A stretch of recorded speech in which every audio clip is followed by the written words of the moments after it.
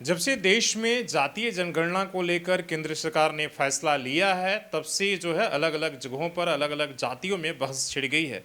झारखंड में भी खासकर जो आदिवासी समुदाय है वो इसको लेकर काफ़ी चिंतित हैं और इस पर बहस एक तरीके से छिड़ गई है। लेकिन इसी बीच में एक नया शब्द को लेकर जो आदिवासी लीडर और बुद्धिजीवी हैं उसमें एक तरीके से बहस हो रही है, ये चर्चा गर्म है। शब्द ये है कैथोलिक आदिवासी। पहली बार जो झारखंड सरकार की मंत्री हैं शिल्पा नेहा तिर्की, उन्होंने एक पोस्ट किया है जिसके बाद आदिवासी बुद्धिजीवी और बीजेपी के नेता और झारखंड के पूर्व मुख्यमंत्री चंपई सोरेन ने भी शब्द को लेकर आड़ो हाथे लिया है और घेरा है। शिल्पा नेहा तिर्की ने क्या कहा? कैथोलिक आदिवासी पंचायत समिति के द्वारा संत जोसेफ स्कूल परिसर जमशेदपुर में आयोजित कार्यक्रम में शामिल हुआ। नई पीढ़ी की आदिवासी परंपरा और संस्कृति की जानकारी के साथ लगाव जरूरी है। देश में आदिवासी समाज वीरता और सामूहिकता का प्रतीक है। आदिवासी समाज को वनवासी की संज्ञा देकर उनके अस्तित्व को धूमिल करने की एक साजिश रची जा रही है। इस साजिश का जवाब अपनी संस्कृति से जुड़ाव, अपने परंपरा का निर्वहन करके समाज का विकास, इसलिए संविधान को बदलने या कमजोर करने की साजिश के खिलाफ प्रतिकार हम सब लोग का लोकतांत्रिक अधिकार है। ये नेहा जो शिल्पा तिर्की हैं वो कहती हैं और एक तरीके से बीजेपी पर कहती कि वो आदिवासी वनवासी कहकर इनकी पहचान को छीनना चाहती है। अब इस पर ग्लेडसन डुंडुंग कहते हैं कि सरना आदिवासी, ईसाई आदिवासी और हिंदू आदिवासी के बारे में मैंने बहुत कुछ सुना था, लेकिन एक कैथोलिक आदिवासी पहली बार सुना हूँ। धर्म का अफीम खाए हुए लोग धर्म और संप्रदाय के नाम पर आदिवासी समुदायों को कितने टुकड़े में बांटोगे? क्या कैथोलिक आदिवासी पंचायत समिति झारखंड पंचायती राज अधिनियम 2001 के तहत गठन किया गया है? क्या इसी के लिए धर्मगुरु लोग पेशा आंदोलन को सरकार विरोधी बता रहे हैं?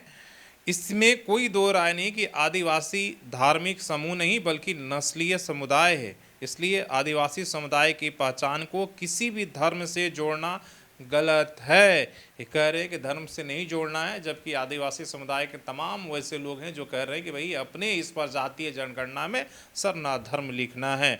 यदि हम आदिवासी लोगों को खुद सरना आदिवासी, ईसाई आदिवासी या हिंदू आदिवासी कहते हैं, इसका अर्थ यह है कि ये तो हम एथनिसिटी और रिलीजन के बारे में नहीं मालूम है या जानबूझकर अपनी राजनीतिक रोटियां सेकने के काम कर रहे हैं। ये कह रहे हैं ग्लेसन डुंगडुंग। लेकिन चंपई सोरेन ने जो एक तरीके से शब्द को लेकर, आप भी बताइएगा कि क्या ये कहना सही है या गलत है? इससे क्या आदिवासी समुदाय कमज़ोर होगा? आज एक कह रहे हैं चंपई सोरेन जी, आज एक नया शब्द सुना हूँ, कैथोलिक आदिवासी। कोई इन्हें बताए कि आप तो या तो आप कैथोलिक हो सकते हैं या फिर आदिवासी। दोनों एक साथ होना संभव नहीं है, क्योंकि संविधान के हिसाब से आदिवासी अनुसूचित जनजाति में आते हैं, जबकि ईसाई अल्पसंख्यक में। नवंबर 2024 में सुप्रीम कोर्ट ने अपने निर्णय में कहा है कि ईसाई धर्म में जाति व्यवस्था नहीं होती है, इसलिए धर्म परिवर्तन के साथ ही आप दलित आदिवासी होने का पहचान खो देते हैं। आदिवासियों की पहचान उनकी विशिष्ट संस्कृति, परंपरा, भाषा और जीवन शैली से निहित है। हम पेड़ के नीचे बैठकर पूजा करने वाले लोग हैं। जन्म से लेकर मृत्यु तक हमारे जीवन के संस्कारों को पाहन, पहरा राजा, मानकी मुंडा एवं मांझी परगना पूरा करवाते हैं, जबकि धर्म परिवर्तन के बाद वे लोग इसके लिए चर्च में जाते हैं।